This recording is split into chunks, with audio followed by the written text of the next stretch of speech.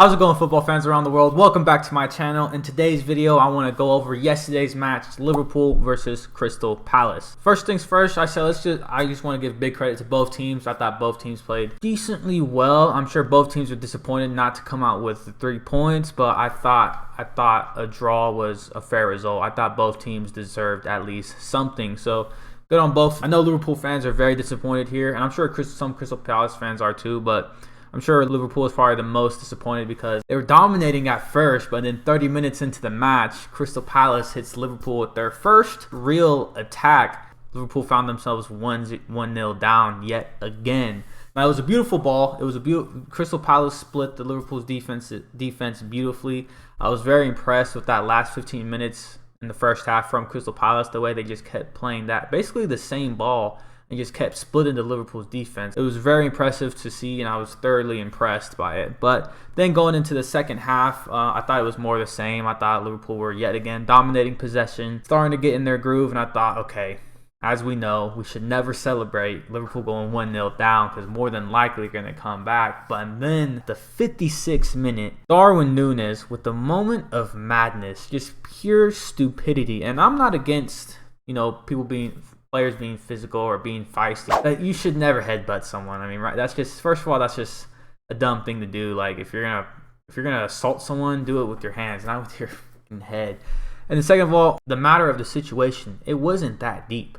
If he's gonna react like that every time a defender is giving you a tough time or giving you a few shoves here and there, then you're gonna be suspended most of the time. Because what I believe it was Anderson or Ward who was picking at him is nothing compared to what some of the other defenders do in this league to you. So if you're gonna act like that to get something as small as what the Crystal Palace defender was doing, then you got a lot of work to do, because you can't do that. You can't headbutt someone for something so little as that. His overreaction to something so minor, like, come on, you got to be more grown than that. You're a Premier League striker. You've just been brought in. Your team's down 1-0 to Crystal Palace, and you do something like that. Although that happened, Liverpool were able to respond beautifully, right? More so Luis Diaz. What a strike that was. He put on a shimmy on those Crystal Palace's defenders, and they just absolutely smacked it into the net. I was so impressed by that. Overall, his performance, I thought he was the man of the match for me. Not only was he leading the attacks for Liverpool, but defensively, his defensive work and his work rate was very impressive too, right? And it reminded me of what Mane was doing before for this team so much, was his work rate. And I know some Liverpool fans were worried about Mane's presence being missed. Although Diaz's quality may not be as high as Mane's, his work rate is pretty damn close to Mane. So I was so impressed by Diaz there. For about 15-20 minutes of the match, it wasn't Crystal Palace versus Liverpool, it was Crystal Palace versus Diaz. And yeah, he was carrying that Liverpool side for a second there. I mean, he earned them the point. If it wasn't for him, they would have never gotten the goal. And if it wasn't for his defensive work, Crystal Palace may have gotten another, because there was one scenario, and he did this throughout the match like 3 or 4 times, but there was one specifically that I remember that it was like, I think it was off a set piece or a corner from Liverpool. Ball's going back the other way. Crystal Palace's, I think the Liverpool defenders found themselves in like a 2v4 or a 2v3, and they were in Crystal Palace for one through ball away from having Liverpool in some real trouble.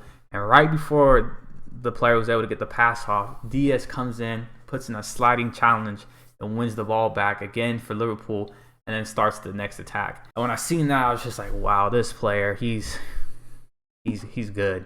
He's good, and he was very impressive for me. For me, I thought Liverpool played better with 10 men than they were with 11 men, and this is no disrespect to Darwin, right? I'm not saying that he's a bad player, that he was bringing Liverpool down. I just felt like once Diaz got that goal in, the crowd really got into it, and it really put the life into Liverpool there. But unfortunately for Liverpool, and actually Crystal Palace, neither of them was able to get that second goal. And although Liverpool dominated possession and created more chances, I thought Crystal Palace actually created somewhat the best chances, right? I mean, we've seen Zaha get through a couple more times. He even missed, not necessarily a tap in, right? I mean, he did have to slide, and the goal was somewhat open. I mean, that right side was definitely open. Yeah, unfortunately for him, he tried to take it in with his right when he probably should have hit it with his left, but I think the ball was just coming so fast that he didn't even really have time to think. And ends up hitting the post. Both teams are probably coming out here thinking that they could have got the full 3 points, but I'm impressed by both teams, right? I mean, Crystal Palace and their ability to rip through the Liverpool's defense with a simple through ball, and then Liverpool, the fact that they were able to hold their ground with 10 men and actually look the better team was also very impressive. I know individually a lot of them struggled, but once that crowd got them going, they actually looked like the team that had the extra man. So yeah, very impressed by both teams. And I thought the draw was the earning the result for both of them. I thought both of them deserved to at least come out with the points. So yeah, now going forward, I know Liverpool fans are upset because this is now back-to-back draws at Fulham, and now they've even drawn in their opening game at home. So I know they're very disappointed and very irritated with that. But for me personally, I damn well know not to count this Liverpool team out. I know that once they get going, they're going to be very, very hard to stop.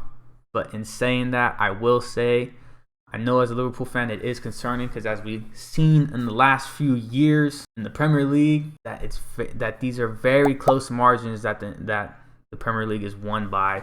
To go into this season already with 2 draws is a bit disappointing because now their room for error for the rest of the season, right, for the next 36 games is even smaller. If history tells us this ain't going to be the last Liverpool draw, right? They may go on another 15, 16 game winning streak, but as we've seen from this Liverpool side, somewhere towards December when it's the last few months of the season, they tend to drop again, and that's where we see Liverpool start drawing more. There's been 2 seasons, I believe, where Liverpool have lost less games than Manchester City, but when you looked at the draw section, they've more than doubled than what Manchester City had, and that's where Liverpool seem to struggle in, is that they just draw too many matches. So that's the only concern for Liverpool going forward, is that now their margin for error is even smaller. Like, they have to be almost absolutely perfect if Man City continues to carry on playing how they've been playing these past couple seasons. But like I said,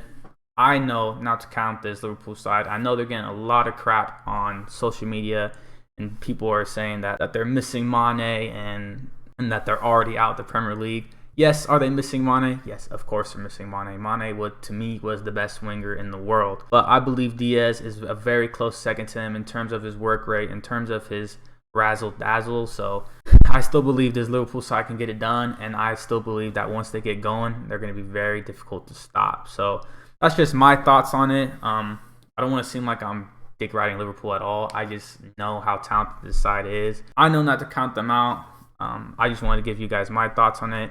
Darwin Núñez, as for him, a very, very stupid mistake, but he's already put out his apology out on Twitter, and I'm not saying that clears him for it, but I'm sure he's going to learn from this. I'm sure that 3-game match ban is affecting them a lot, so I'm sure that once he comes back, he's not going to be out headbutting people anymore. And yeah, he's going to learn from this, and he's going to continue on to being that lethal striker for Liverpool that I believe he's going to be. So yeah, other than that, let me know down in the comments what you guys think down below. Let me know how you guys believe the match is, and let me know how you think Liverpool's season is going to go on. Please like this video, hit that subscribe button, and until then, see you guys soon.